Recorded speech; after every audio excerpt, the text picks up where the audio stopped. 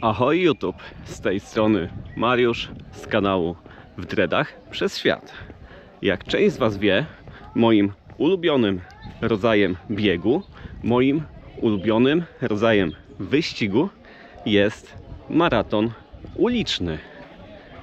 Ale jakieś 5, może 6 lat temu spróbowałem biegów górskich i w dzisiejszym odcinku, korzystając z tego, że jestem właśnie w skalnym czeskim mieście Adrspach, chciałem właśnie opowiedzieć Wam o biegach górskich, o tym, jak się przygotować do biegów górskich, jak przejść z biegania asfaltowego na bieganie górskie, bo wbrew pozorom, wbrew wyobrażeniom, nie są to biegi, których trzeba się bać.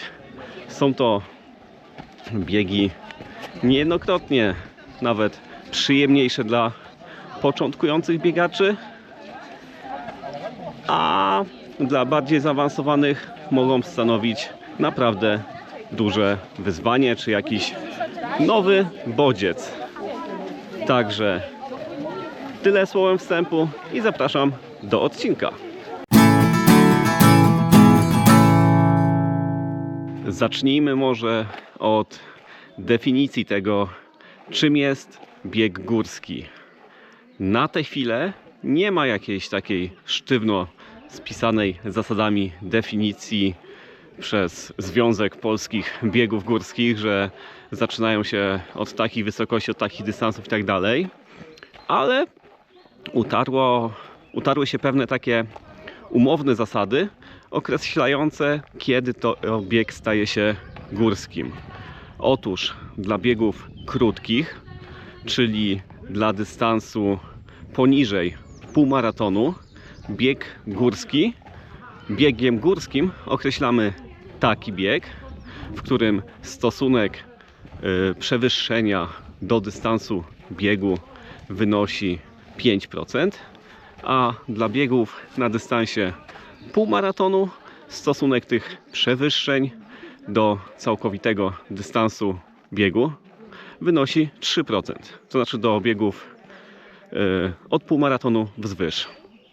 Czyli przykładowo, jeśli jest to bieg górski na 10 km, to suma przewyższeń musi wynosić minimalnie 500 metrów, żeby ten bieg został zakwalifikowany jako bieg górski.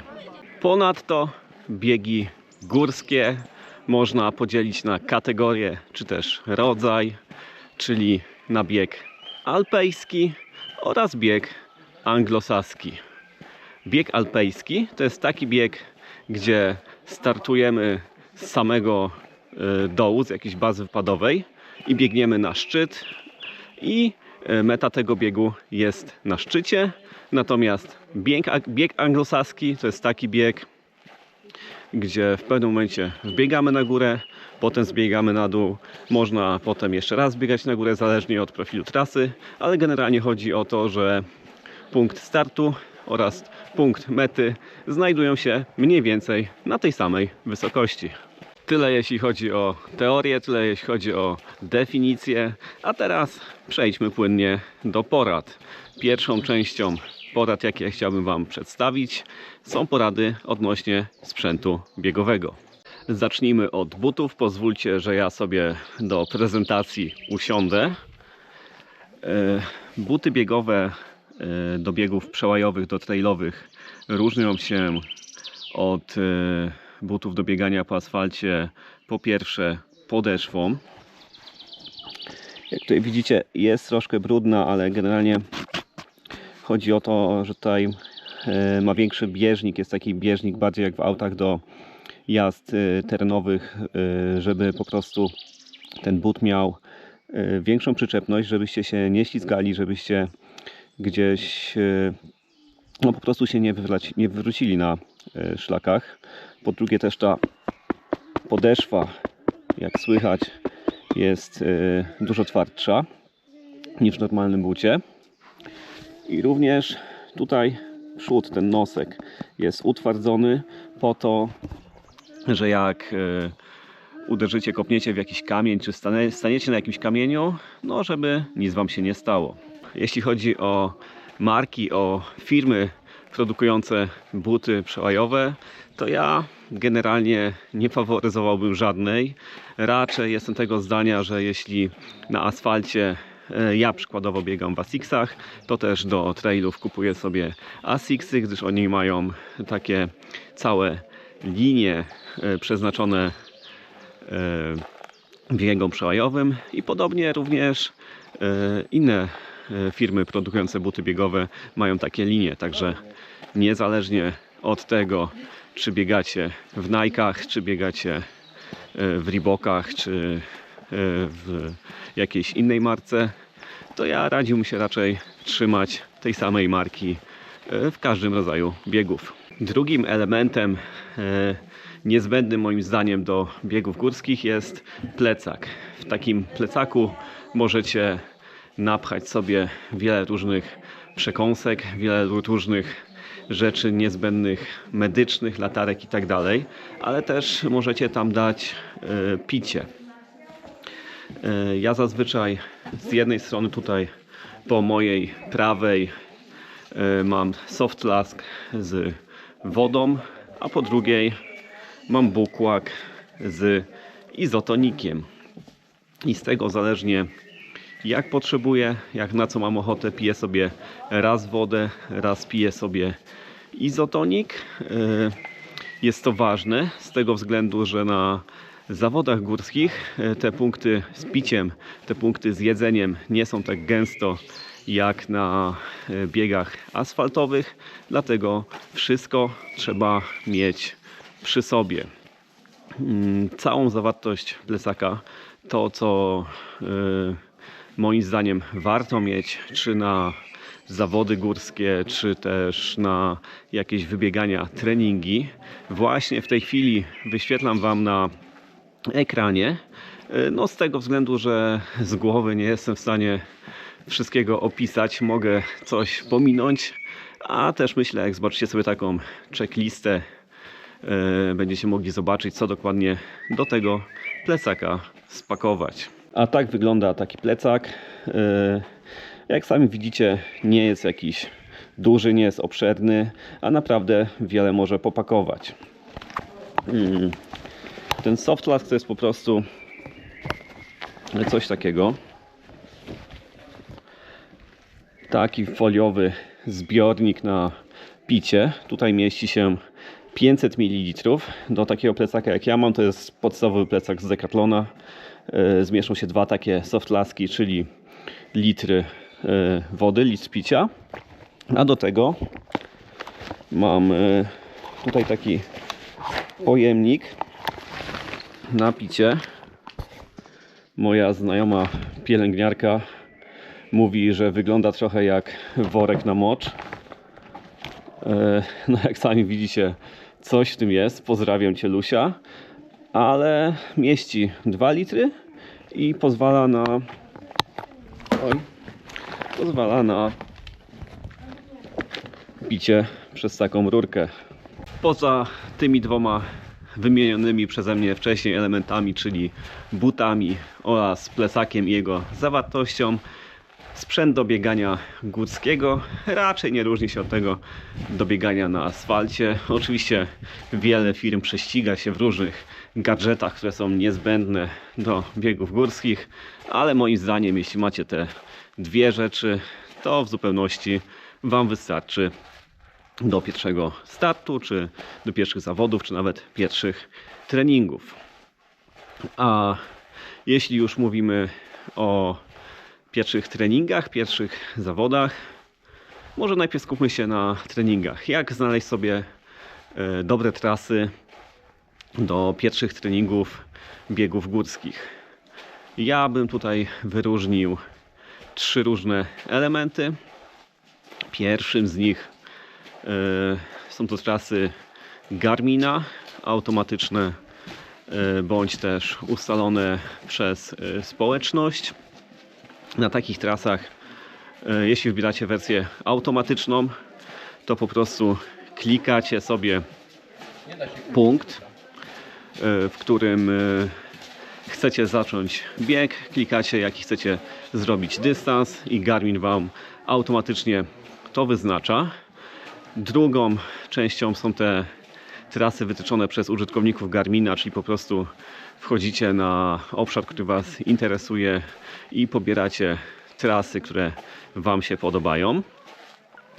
Poza tym możecie sobie troszkę spiracić trasy oficjalnych zawodów, czyli wchodzicie na trasę zawodów organizowanych w danym obszarze. One są zazwyczaj tak wytyczone, żeby po pierwsze były mocno widowiskowe, po drugie, żeby no można było tam bezpiecznie w miarę biegać. No i po trzecie, no są po prostu dobre. A ostatnią rzeczą, na której moim zdaniem którą możecie sobie wytyczać te trasy biegowe, są szlaki turystyczne stworzone przez PTTK, bo one również robią duże tam pętle, po których poza tym, że można chodzić, można również biegać. A jeśli myślicie o pierwszych zawodach, pierwszych startach w biegach górskich, no to tak jak mówiłem na początku, ta minimalna ilość, żeby bieg był zakwalifikowany jako górski, to jest 500 metrów przewyższenia. No i ja bym szukał czegoś właśnie z takim przewyższeniem, czy to będzie bieg na 10-15 km, czy półmaraton. Te 500 metrów przewyższenia to jest coś takiego, że już poczujecie, że to jest bieg górski, ale też nie będzie to za ciężkie, nie będą to za ciężkie zawody, za ciężki start dla Was. A jeśli chodzi o same technikalia, o te rzeczy związane z techniką biegu, która jest troszkę jednak inna na biegach górskich niż na biegach asfaltowych, to po pierwsze kroki. One na biegach górskich raczej są krótsze niż na biegach asfaltowych. Przez to, żeby mieć większą styczność z podłożem, bo to podłoże nie jest równe. Zdarza się, że biegałem po jakichś korzeniach, czy kamieniach, czy generalnie po nierównej powierzchni. Dlatego ta styczność z podłożem musi być troszkę większa niż na asfalcie, troszkę częstsza niż na asfalcie, po to, żeby po prostu uniknąć wywrotek, żeby gdzieś tam nie wywinąć kolokwialnego orła.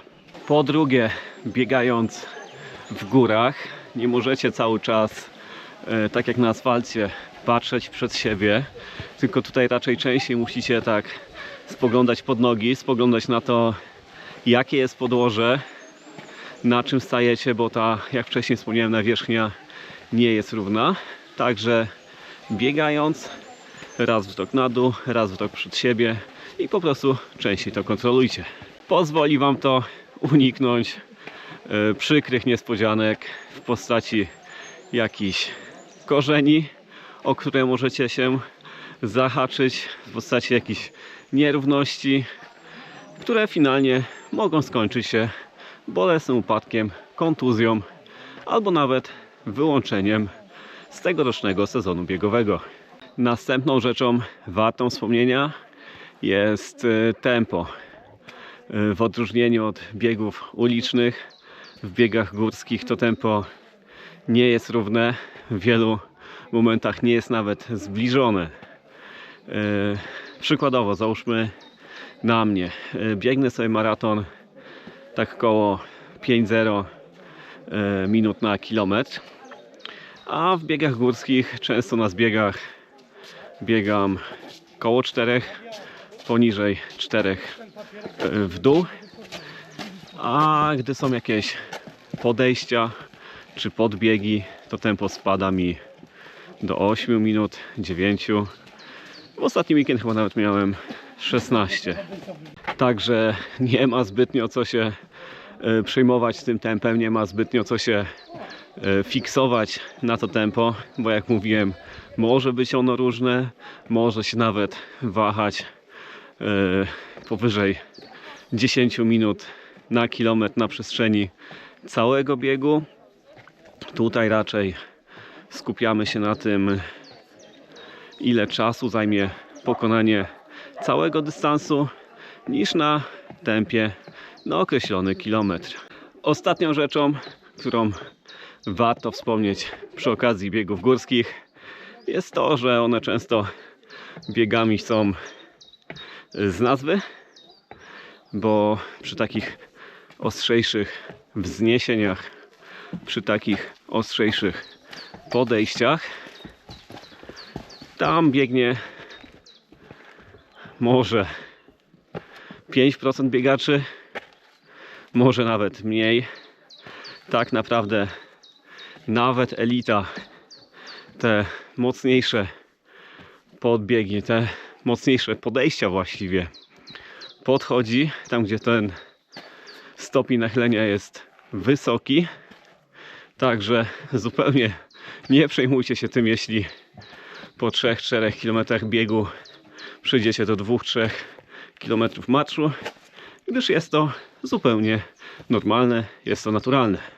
To wszystko, jeśli chodzi o moje rady odnośnie przejścia z biegów asfaltowych na biegi górskie, odnośnie tych podstaw, które moim zdaniem warto znać, zanim się ugryzie temat. Mam nadzieję, że choć trochę Wam rozjaśniłem sytuację. Jeśli tak, to jest mi bardzo miło, bardzo się cieszę.